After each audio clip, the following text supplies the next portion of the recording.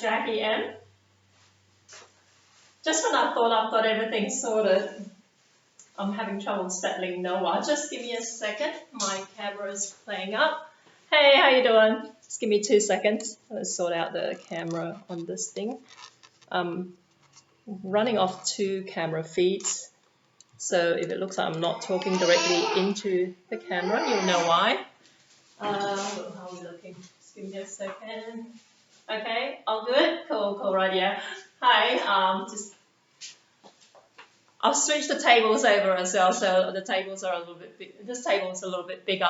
But anyway, if you're just joining me now, my name is Jackie M and I'm a Malaysian street food specialist based in Sydney, Australia. I skipped a day yesterday because I was working and it just got a little bit hard. And but today I'm going to do 2 sessions, one after the other. I've got Noah. I'm having trouble settling Noah a little bit today, so you'll hear him mumbling away in the background. I usually keep him in his room so he can just watch his show, but he is not having any of it, so he's just sitting in the kitchen talking to himself at the moment. But yeah, anyway. I know, don't tell anyone, don't tell child services, all right? But no, he usually likes to watch a show on his tablet, on his Lenovo tablet at this time. But speaking of tablet, I just realized I don't have mine out today. But it goes to show how badly organized I am today. But anyway, my name is Jackie M. Like I said, if you're just joining me, and I'm doing a series of Asian ingredients over the course of 30 days. And today we're covering mung bean. Well, first session today we're covering mung bean. And as I mentioned, if anyone's just joining me who don't know me, I've got I'm a sole parent of a disabled baby. Oh, okay, cool. I don't know. Yeah, so, and my baby Noah is just in the background, so excuse any kind of like random noises from him. But I don't know if you guys would have seen something like this at your Asian grocery store. Okay, this one, the packaging on this is a little bit dodgy because I've had this sitting in my pantry for probably a couple of years now. In fact, oh no, it hasn't even expired. Guess what? So, hey, good to have you. Okay, this is I grew up in Malaysia knowing this as tepung hun kueh. If you're familiar with Asian cooking, Asian sweets in particular, this is quite a popular product. And for some reason, if you look at the ingredients in this particular flour, tepung means Noah, shush. Sorry, I was saying my Down syndrome toddler is just in the background being very vocal today, and I'm having trouble settling him, so we're just going to have to roll with it today. But okay, this is what we know as tepung hun kueh. Tepung in Malay means flour. Hun kueh, I have no idea what it means. I always thought it was the brand of the flour. Apparently it does. But if you look at the ingredients in this, right, it says that it contains mung bean and vanilla flavoring. That's all there is to this, okay? And what I used to buy this for was to make my own chendol. If you're familiar with chendol, I think Stephen, a Mariporan, would know it, and maybe Mike might know it. But chendol are these kind of like green jelly that yeah, that's right, green worms, yeah, that you use in a very specific Malaysian dessert, right? Exactly. But so I've got a stack of this sitting in my pantry, kind of like leftover from my restaurant days. But what you can also use this for, and this is something I've never made. My mom used to make this when I was a kid growing up in Malaysia, and it seemed really, really simple. So I'm going to attempt this. It doesn't sound like it's too hard, and in fact, my motivation for making this was because I've got some banana leaves sitting in my garage. I've got a fridge and a freezer down in my garage. Noah, I've got a fridge and freezer down in my garage, and then I lived. Yeah, my first time trying to make it, but it's very, very simple. The reason why my mom used to make it all the time was because it was so like hassle-free. But it's a sweet corn dessert, okay? So this mung bean flour is used in a lot of desserts. And this is a sweet corn dessert that just requires coconut milk. And I'm using coconut cream today. I tend to use them interchangeably because I like my desserts and all that quite rich and creamy. Ah, there you go. Yeah, cool. And so I'm using creamed corn. So it's a coconut mung bean flour, coconut milk, by the way, mung bean flour, sugar, and cream corn. And I'm just going to throw it into my saucepan up the back here and cook it up, and I'll show you what happens. Okay, and the fact of the matter is there are, I have seen other brands of just straight mung bean flour at Asian grocery stores, which I presume will work just as well. But I've never tried them, but it just seems like this particular brand, and it says here in Indonesian actually cap bunga, which means flower, a flower brand. It seems like this particular brand, just their very unique paper packaging like this, has the market cornered as far as mung bean flour is concerned. So I'm just going to open this up.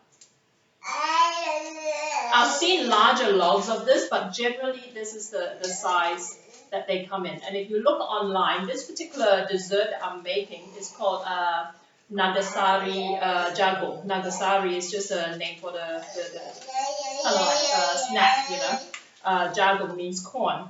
And usually they suggest using corn kernels, but from what I remember, my mom used to use cream corn. And I think cream corn really kind of like it's just nicer anyway, because it's like all nice and mushy, and it will just imbue everything with its, the whole mixture really well and get you a more corny flavor.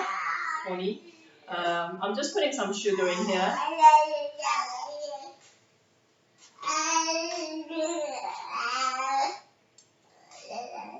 I'll post the recipe online. I've had a look online, and it seems that everybody copies the same recipe because everything is exactly the same. 175 grams of sugar, a can of corn kernels, and like I said, I'm using cream corn here. 200 mils of coconut milk, and in true Jackie M style, I'm not measuring anything. And 650 mils of water. Okay. Usually they suggest that you use some of the water to dissolve the sugar with initially, and then let it cool down, and then cook everything again using sugar syrup and obviously what's left of the water.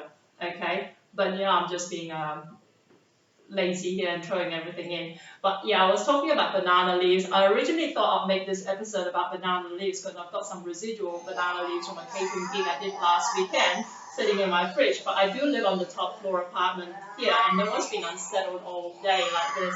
You can hear them carrying on. And I went downstairs thinking I'll grab the corn kernels down in my garage, the cream corn down in my garage, and also the banana leaves. And I had to carry Noah with me on my back, and then also carry the stuff up that I needed. And I came out and I realized I forgot the banana leaves. I thought I'll stuff it, I'm just going to leave it alone. But usually in Malaysia, the way we grew up eating this was to have banana leaves cut into rectangular sheets. And then what you want to do is cook this mixture to a porridgey, to actually, you're basically cooking it all the way through, right? And it's going to turn into a lumpy porridgey consistency, and you're gonna spoon it into the banana leaves, fold them up, and chill it in the refrigerator. And then you'll be eating it like, basically you'll eat like half a dozen or 10 of these. You just open them up, and there'll be like these pieces of like nice gelatinous kind of like coconutty, sweet corny kind of snacks. And because I'm skipping the banana leaves, I'm actually going to try putting them in this muffin tin.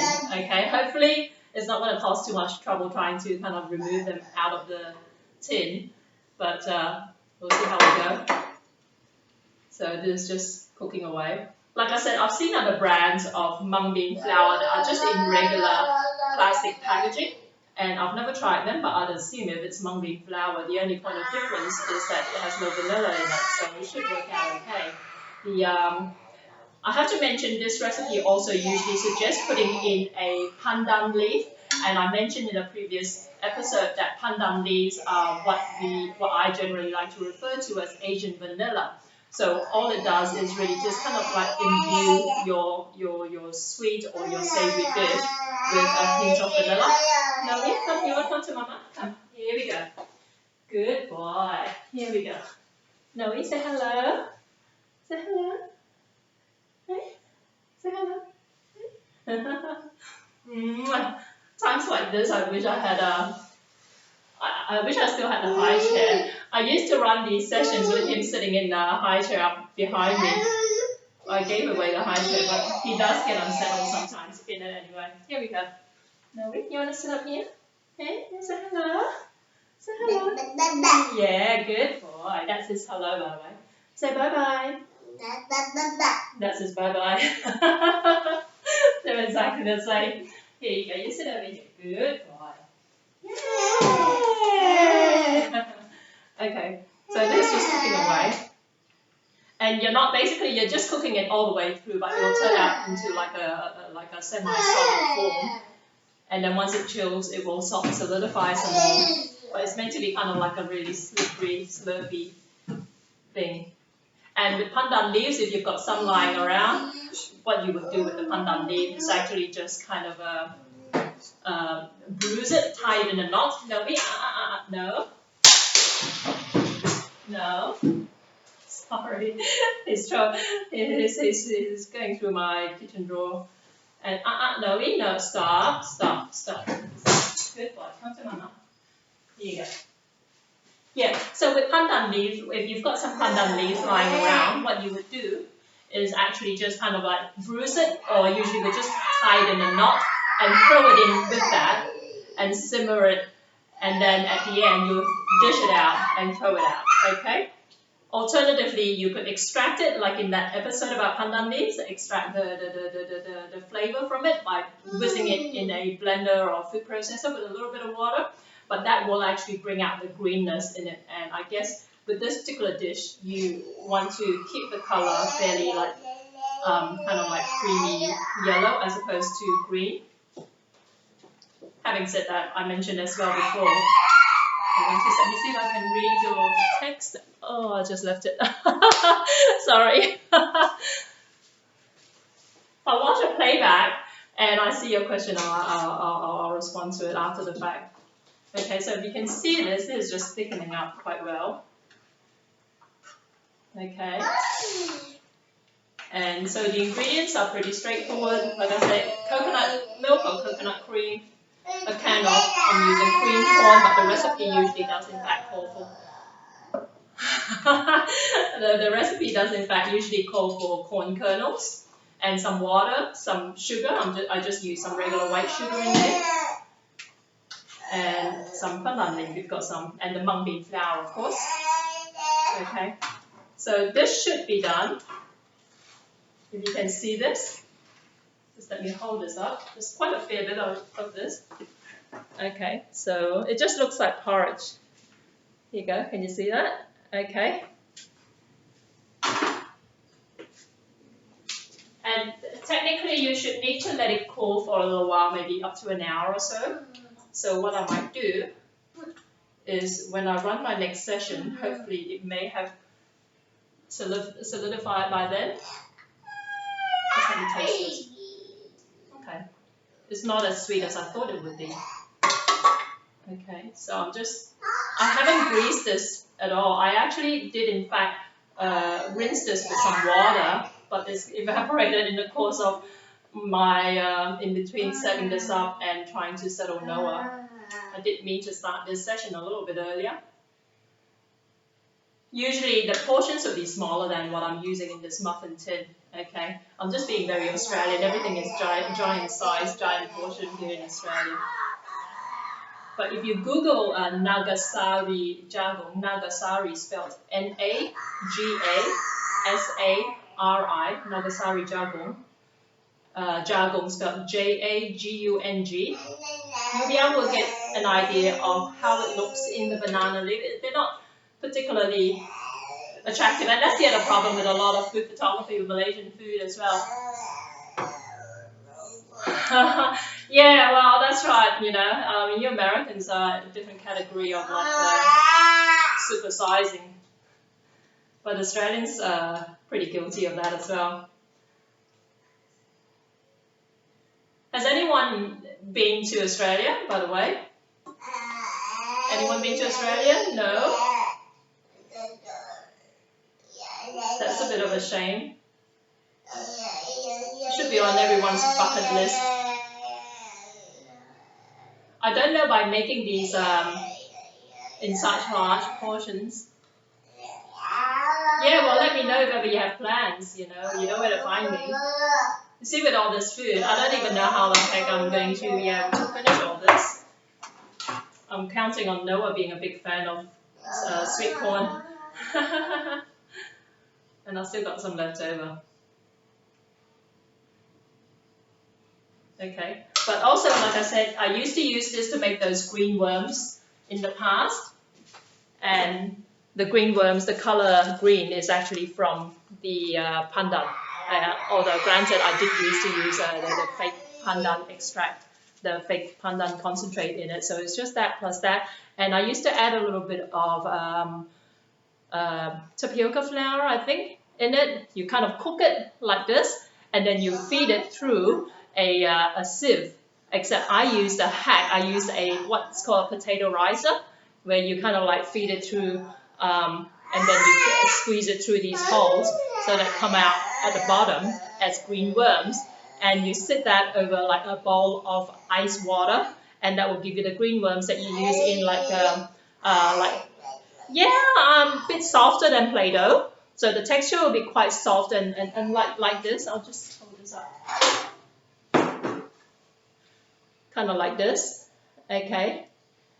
And but once you feed it through, and then let it sink into a bowl of ice water, once it cools down, it will solidify somewhat, and then you strain it out, and you keep it in the fridge. You'll keep for a few days, maybe about 3 days or so, not much longer than that. It does tend to go hard the longer you keep it, okay? Because I used to make my own fresh chendol for my restaurant. After a couple of days, it becomes a little bit crunchy, which it shouldn't. It should be nice and soft and like jelly-like. And like Cyan said earlier, I think they use it in Hello Hello as well. So it's the kind of ingredients that are quite similar across Southeast Asia, where all these ingredients are used in different types of sweets and desserts, and involve basically things like coconut cream, pandan, sugar or palm sugar and all that. So those are the general kind of ingredients that go into your sweet. Okay, so I'm going to let this cool down, and then hopefully maybe by the end of my next session, I'll have something to show you to see what it looks like. But I'll take photos of it anyway and post it online. So the next session I'm going to do, Kueh lapis, they use very similar stuff. Yeah, I mean, there's like a handful of different types of flours that go into a lot of Malaysian kuehs and desserts. So they'll have like glutinous rice flour, tapioca flour, and usually, depending on which recipe you go with, they'll call for varying quantities of one or the other sort of thing, sometimes all mixed in together. And sometimes the recipes can be quite different, and yet they produce the same result. So it's quite interesting in that aspect. So my next session, I'm really excited about this. Again, it will be something that I've never tried before. It's something I tried in Singapore. So Stephen, you need to catch my next session. Just give me a few minutes to tidy up a bit, and if Noah settles down, I might let him settle a little bit before I start up. But I've pretty much got everything ready to go. But next session is a recipe I picked up when I was in Singapore on my last trip there. And I'll see you in a little bit. Thanks guys. Ciao.